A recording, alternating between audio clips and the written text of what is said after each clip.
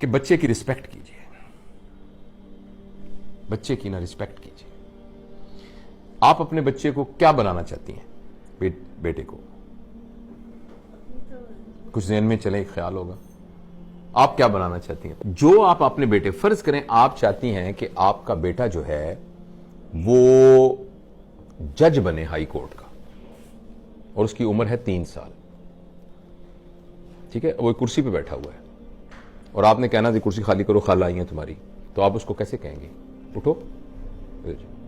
लेकिन उस पर जज साहब बैठे होंगे तो उनको कैसे कहेंगे आप? प्लीज आप, जहमत तो होगी आपको, बुरा ना मनाइए, ये मेरी छोटी बहन आई हुई है, तो आप अगर वहां तशरीफ रख लें तो मैं आपका बड़ा शुक्रगुजार होंगे। तो मी लॉर्ड, जो आप उसको बनाना चाहते हैं ना, उसके लिए उसको तैयार करने का मतलब यह है कि उसकी वैसी इज्जत करें जो आप उसको बनाना चाहते हैं। आप उसको हाफिज़े कुरान बनाना चाहती हैं और उसको कहते हैं उठो, तुमने खाना क्यों नहीं खाया, कपड़े देखे तुम्हारे कितने गंदे हो गए, चलो चलो। उसकी वैसे इज्जत कीजिए जैसे हाफिज़े कुरान की इज्जत करनी है। आपने जो उसको बनाना है उसकी वैसे इज्जत करनी शुरू कर दीजिए। और प्लीज आप याद रखिए, किसी फेलियर की वजह से अपने बच्चे की इंसल्ट ना कीजिए। बच्चे के लिए सबसे बुरी बात है इंसल्ट। जब पेरेंट्स को गुस्सा आता है ना, अपना इलाज कराइए, गुस्से वाली वर्कशॉप्स अटेंड कीजिए, इसलिए कि वो एक इंडिविजुअल है। आप जरा मेरी इंसल्ट करके दिखाइए मुझे इस वक्त, आप नहीं कर सकेंगी। मैं जुर्रत नहीं कर सकता आपकी इंसल्ट करूं। मैं जरा सा आपसे बदतमीजी से बोलूं, आप उठ के खड़े हैं, क्या मतलब भाई? आप उठ के मोबाइल फेंक के आप उठ के चलने जाना शुरू कर देंगे। आपके बच्चे के अंदर भी वही जज्बात हैं, मगर इत्तफाक से वो आपसे कमजोर है। जब आपने बच्चे को थप्पड़ मारा है ना किसी बात पर, वो बच्चा आपको थप्पड़ मार नहीं सकता, मगर आप यकीन कीजिए वो थप्पड़ आपने बैंक में जमा करा दिया है। लेकिन सर, हमने तो ये सुना ना कि अगर जैसे उस्ताद डांटता है या जो पेरेंट्स होते हैं वो डांट रहे हैं, या वो आपके बेहतरी के लिए आपके सामने आपको डांट रहे हैं, आपके पीठ पीछे आपको बुरा, लेकिन इससे बेहतरी नहीं हो रही। इसको साइंटिफिक स्टडीज ने बताया है कि इससे बेहतरी नहीं हो रही है। अगर ऐसी होती तो डांटने से बेहतरियां हो जाती। तो जब हमारे पेरेंट्स ने हमें डांटा तो हम तो सही हो गए। एक्सक्यूज आपको लग रहा है? मैं एक बात आपको 2 मिनट मैं इस बात को खत्म कर लूं ताकि हम इसको समेट लें, फिर बीच में से जो ज़िमनी बातें निकलेंगी हम डिस्कस करेंगे। देखिए, जब आपने बच्चे को थप्पड़ मारा है ना, या कहा है तुम नालायक इंसान हो, और अगर तो वो 7 साल से कम उम्र का है ना, फिर तो इससे बेहतर था कि आप उस बच्चे को कत्ल कर देते। ये ज्यादा, मतलब मैं एग्जरेट करके बयान कर रहा हूं, सिर्फ एक इमोशन उसमें अटैच करने के लिए। मगर 7 साल से कम वाले के अंदर आपने रिकॉर्डिंग मशीन में डाल दिया ना, तुम नालायक इंसान हो, तुम जिंदगी में कुछ नहीं कर सकते, भटकोगे तुम गलियों के अंदर। आप यकीन करें, वो 7 साल के बाद सारी जिंदगी आपकी इस बात की लाज रखते हुए साबित करेगा कि मैं भटकूंगा। वो साबित करेगा कि मैं भटकूंगा। और अगर आपने उसको थप्पड़ मार दिया, वो थप्पड़ बैंक में जमा हो गया, जैसे मैंने अर्ज किया था, और उसमें फिर बैंक जैसे हर साल सूद देती है, वो सूद के साथ इकट्ठा हो रहा है। अभी वो आपको थप्पड़ मार नहीं सकता, एक वक्त में आएगा वो आपको थप्पड़ मारने के काबिल हो जाएगा और वो आपको थप्पड़ मारेगा। वो थप्पड़ जरूरी नहीं कि फिजिकल मारे, वो अचानक कहेगा मामा मुझे दुबई में नौकरी मिल गई है। आप कहेंगे मेरा तो एक ही बेटा है, लेकिन मामा आखिर रोजगार के लिए मुझे जाना ही होता है। आप कहेंगे जिसके साथ शादी की है ना मैंने, अजीब मैं बहू बेहाल आई हूं, हालांकि मेरे भाई की बेटी है, पता नहीं इसने क्या मेरे बेटे के कान में फूंक मारी है, वो उसको लेकर दुबई चली। मुझे जोड़ों का दर्द है, इसके अब्बा को हार्ट अटैक हुआ है, इसको ख्याल ही नहीं आया। वो थप्पड़ था जो कि सूद के साथ इकट्ठा हुआ है, और वो अब उसने आपके मुंह पे मारा है।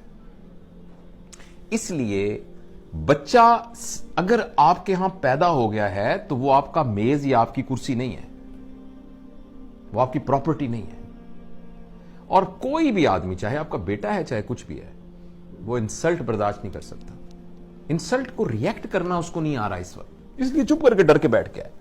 फर्ज करें वो थप्पड़ नहीं मारेगा तो उस थप्पड़ ने उसको सारी जिंदगी के लिए डरपोक भी बना। हो सकता है उसका ये रिएक्शन निकले कि वो सारी जिंदगी के लिए थप्पड़ खाना, वो थप्पड़ खाता रहेगा। वो बंदा होगा जिसको उसका बॉस भी थप्पड़ मारेगा जिसको देखे ना, मां वो है कि जब कोई गलती करके आएगा तो उसने मां के दामन में अपने आप को छुपाना है, उसी मां ने उसको थप्पड़ मारा है। तो मां का फिजिकल होना तो इतना बड़ा क्राइम है कि जो हम सोच भी नहीं सकते। और इसको मैं अपनी तरफ से नहीं कह रहा, इसको पूरी साइकोलॉजी ने, पूरी चाइल्ड साइकोलॉजी ने साबित किया।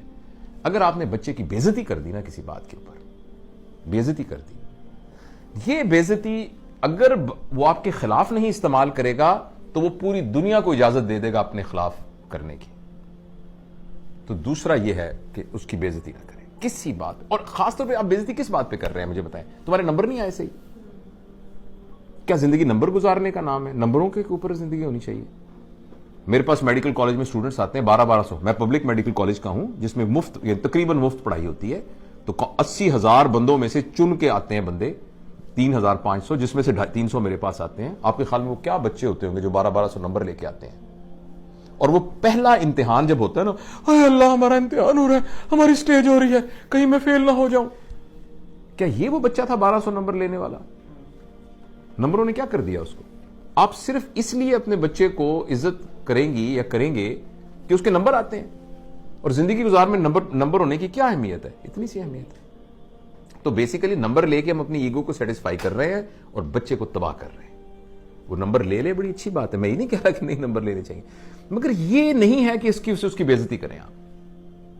पूरे पंजाब में 3,500 लोगों को दाखिला मिलेगा, 80,000 अप्लाई करते हैं, 2 लाख ख्वाब देखते हैं इसके। तो उन 3500 के अलावा बाकी सारों की मां बापों को यह इख्तियार तो नहीं है कि उनकी बेइज्जतियां करनी शुरू कर दें। तो पहला प्रिंसिपल मैंने आपको यह बताया कि 7 साल के लिए आप अपने ऊपर एक पाबंदी लगा दें, ठीक है। दूसरा मैंने आपसे अर्ज किया है कि आप रिस्पेक्ट करें उसकी। जब आप लोगों को डिसरिस्पेक्ट करते हैं ना, तो पता क्या होता है, या तो वो रिटेलिएट करते हैं अगर पावरफुल हो, अगर वो पावरलेस होते हैं तो उनकी सेल्फ स्टीम और सेल्फ एफिकेसी कम हो जाती है। उनको लगता है मैं गंदा हूं, मुझे लगता है मैं बुरा हूं, मेरे लिए मेरी मां से बड़ी सनद कोई नहीं है जिसको मैं देखकर, आंखों में देखकर फैसला करता था क्या सही है क्या गलत है। उसी मां ने मुझे थप्पड़ मारा है, यानी मेरे ऊपर सबसे बड़ा फतवा लग गया है कि मैं गंदा आदमी हूं, मैं इस काबिल हूं कि मुझे मारा जाए। क्यों भाई?